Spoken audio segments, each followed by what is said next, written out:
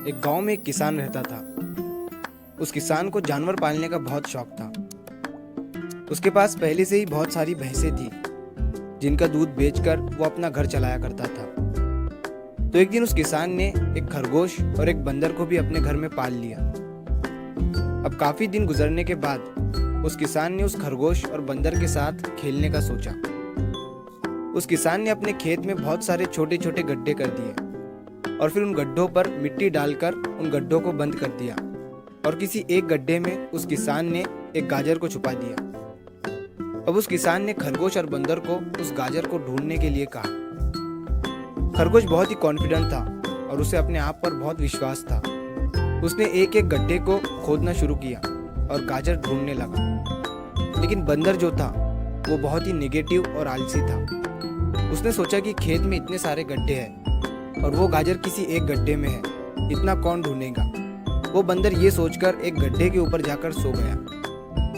अब उधर खरगोश अपनी पूरी मेहनत से गाजर ढूंढ रहा था। एक एक करके खरगोश ने सारे गड्ढे देख लिए, लेकिन उसे किसी भी गड्ढे में गाजर नहीं मिली। सिर्फ एक गड्ढा बाकी रह गया था, जिसके ऊपर बंदर सो रहा था।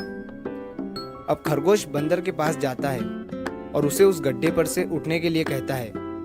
जैसे ही बंदर उस गड्ढे पर से उठता है, खरगोश गड्ढा खोदकर गाजर बाहर निकाल लेता है और अपने मालिक को ले जाकर दे देता है। बंदर ये देखकर हैरान हो जाता है कि जिस गड्ढे के ऊपर वो इतनी देर से सो रहा था, गाजर उसी के अंदर थी। वो सिर्फ एक बार खोद कर देख लेता तो गाजर उसे मिल जाती और वो मालिक की नजरों में बड़ा बन जाता। यही सोचकर वो अपने किए पर पछता रहा था। दोस्तों, इस कहानी से हमें 3 बहुत बड़ी सीखें मिलती है। पहली ये है कि हमें कभी भी अपने काम के प्रति नेगेटिव नहीं सोचना चाहिए। जैसे उस बंदर ने सोचा कि इतने सारे गड्ढे हैं और गाजर किस गड्ढे में है पता नहीं। यही सोचकर उसने उस काम को अपने लिए बड़ा बना दिया। और दूसरी सीख हमें इस कहानी से ये मिलती है कि हमें एटलीस्ट कोशिश भी तो करनी चाहिए, क्योंकि हम जब तक कोशिश नहीं करेंगे, किस्मत भी हमारा साथ नहीं देंगी।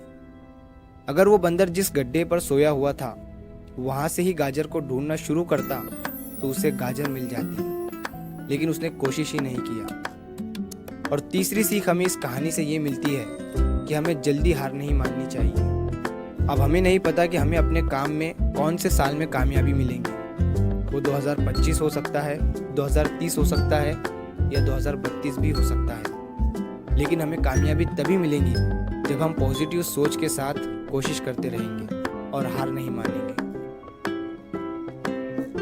तो अगर आप इस कहानी को और भी लोगों तक पहुंचाना चाहते हो तो इस वीडियो को लाइक करो, ताकि YouTube इस वीडियो को और भी लोगों तक पहुंचाए। और अगर कहानी अच्छी लगी हो तो हमारे चैनल को सब्सक्राइब जरूर करिए। मिलता हूं मैं अगली बार इसी तरह की कहानी के साथ। तो सब्र करो, शुक्र करो और जिंदगी में आगे बढ़ो।